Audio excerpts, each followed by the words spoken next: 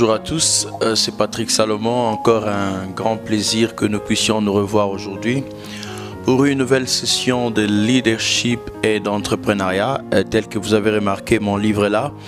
Un livre merveilleux. Beaucoup de ceux qui ont lu cela bénissent le Seigneur pour les idées qu'il nous a données pour pouvoir aider la société. Alors aujourd'hui, j'aimerais toucher quelques points de la manière à laquelle un leader peut penser. Mais ces points que je vais évoquer, aussi un entrepreneur peut penser à ça.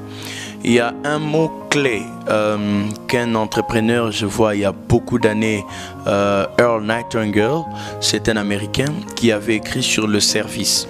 Alors j'ai personnellement expérimenté cela, c'est pourquoi j'aimerais partager mon expérience avec beaucoup de gens qui veulent être leaders ou entrepreneurs. Nous avons évoqué dans une de notre sessions d'enseignement, vous vous rappelez, sur le leadership, que Jésus a dit que le plus grand doit être serviteur. J'ai découvert que c'est le service qui est souvent la clé de tout. Vous avez toujours remarqué que si vous êtes récompensé quelque part dans un emploi, c'est en fonction de la qualité de service que vous pouvez rendre aux autres. Même dans la vie normale, rien ne peut vous qualifier comme le service. Le service est l'un des éléments importants de votre leadership et de votre vie, et aussi même dans le domaine entrepreneurial. Sans service, vous ne pouvez pas exister. Vous êtes là parce que vous êtes là pour servir dans un certain domaine. Nous ne servons pas tous dans le même domaine, mais nous servons d'une certaine manière. Moi qui vous parle, je vous sers par la connaissance que je vous transmets. La personne qui vend dehors du foufou, quoi que ce soit, vous sert.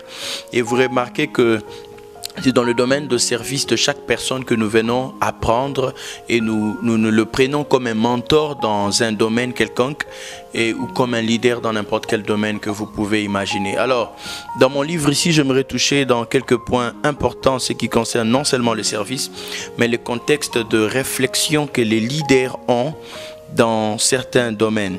Alors je vais d'abord prendre mon expérience rapidement. Quand j'ai travaillé en Afrique du Sud, c'est une sagesse, et quand j'ai travaillé, nous visions vendre beaucoup, et moi spécialement j'étais très motivé à vendre dans le shop où j'étais, mais j'avais constaté que d'après le conseil de mon patron, il disait c'est par les relations que nous créons avec les clients que nous vendrons plus. Avant, je ne le croyais pas, mais j'ai découvert que le meilleur climat d'affaires, c'est le climat que nous constituons par rapport aux meilleures relations que nous construisons. Alors, j'aimerais vous dire que l'un des meilleurs investissements de votre vie, ce sont les relations.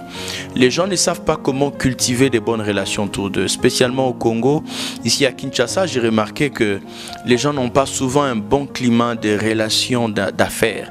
Vous allez voir, vous allez acheter auprès d'une personne quelque chose et il vous répond d'une manière, je ne sais pas, s'il veut vendre ou pas. Vous allez dans une banque, on vous fait asseoir des heures et des heures. Vous venez, la personne qui vous rend service a son visage renfermé et tout. Et c'est comme s'il ne veut même pas faire ce travail-là.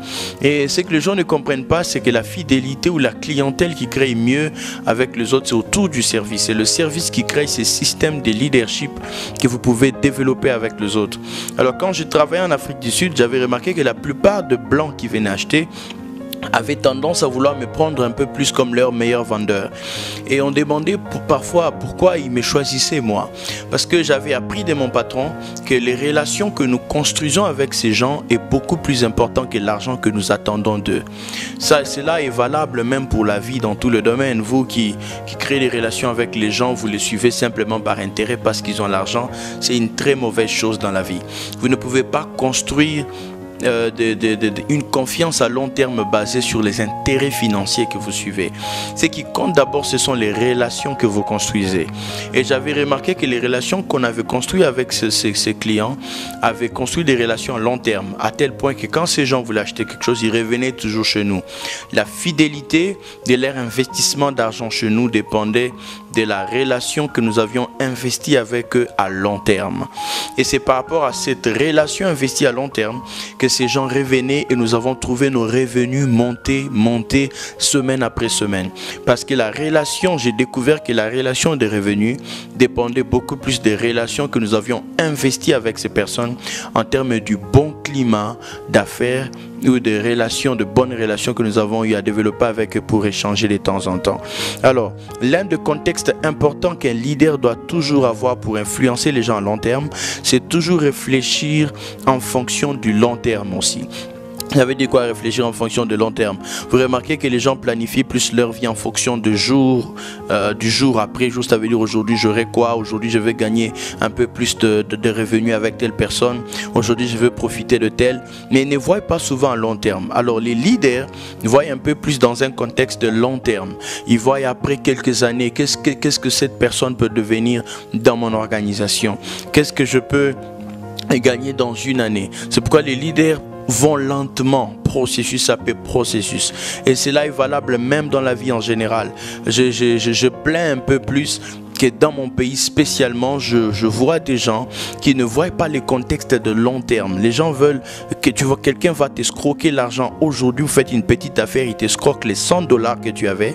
Il ne voit pas demain que la personne que tu as escroqué peut gagner un peu plus, qui pourra t'employer dans une grande compagnie.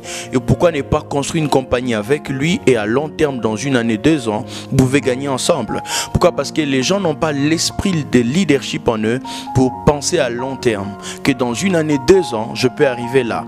Alors, comme les gens veulent gagner vite, tu vas voir quelqu'un, il dit, bon non, pourquoi je veux commencer là, tu me donnes un petit emploi, alors que j'ai besoin directement d'arriver au top. Alors qu'il ne sait pas que dans une année, 2 ans, il peut être maître de ses propres affaires, et il peut devenir un leader dans le domaine. Alors, les gens sont attirés par les gens qui réussissent dans un certain domaine, mais le succès n'est pas quelque chose qui vient en un jour. Ça se fait jour après jour. Et cela ne peut pas durer si vous n'apprenez pas comment donner un bon service. Alors un bon service vous donne une meilleure qualité de leadership, vous donne aussi une meilleure qualité de business. Je me souviens quand j'ai développé un bon service dans l'entreprise, non seulement les clients venaient chez moi, mais la plupart des gens qui travaillaient avec moi venaient me demander conseil. Et mon patron disait toujours, je te vois comme les leaders ici. Pourquoi j'avais pris cette initiative, pourquoi j'avais pris cet élan d'être au-dessus, c'est parce que j'avais compris l'importance d'investir de bonnes relations autour de moi, de pouvoir donner de bons services de qualité et ne pas chercher à profiter pour tromper les gens juste parce que tu veux te faire de l'argent. Alors cette qualité d'intégrité est très capitale dans le service pour pouvoir vous démarquer des autres, vous donner aussi une bonne capacité de diriger demain, d'être un bon leader dans le domaine dans lequel vous êtes. Merci beaucoup. Ce conseil que je voulais vous donner sur l'investissement des relations est l'un des éléments importants clés que vous pouvez appliquer dans votre leadership ou dans vos affaires. Les gens ne s'inquiètent pas simplement de ce que vous connaissez. Ce dont les gens s'inquiètent, c'est est-ce que vous vous souciez aussi d'eux? Est-ce que vous leur donnez aussi de la place dans votre cœur? Et ça, c'est l'un des éléments capitaux qui pourront vous amener très loin dans votre climat d'affaires ou dans n'importe quel domaine dans lequel vous êtes. J'ai pris aussi qu'ensemble, spécialement dans mon pays, au Congo, spécialement à Kinshasa, que les gens comprennent que c'est très très capital aussi de pouvoir savoir comment investir dans de bonnes relations, donner l'oreille aux autres, apprendre à l'écouter. Ce n'est pas quand vous montez, vous êtes au-dessus maintenant de tout le monde, vous devez écouter personne. Non, la meilleure manière d'être leader ou d'accroître dans n'importe quel domaine, c'est quand vous grandissez, vous ne monopolisez pas la parole, mais vous donnez la parole aux autres, vous minimisez votre manière de parler, mais vous ouvrez plus votre oreille à écouter. C'est à partir des inquiétudes des autres que vous créez de meilleures opportunités dans les secteurs dans lesquels peut-être que vous ne voyez pas avant. Et il y a un homme qui a dit, c'est par les mécontentements des hommes, par les mécontentements que nous apprenons d'ailleurs à créer plusieurs opportunités d'affaires. Donc je prie vraiment que cela soit l'un des éléments capitaux que vous développez dans votre leadership et aussi dans votre manière de pouvoir étendre vos affaires. Merci beaucoup, plein de bonnes choses et à la prochaine pour d'autres ouvertures et enseignements qui viendront.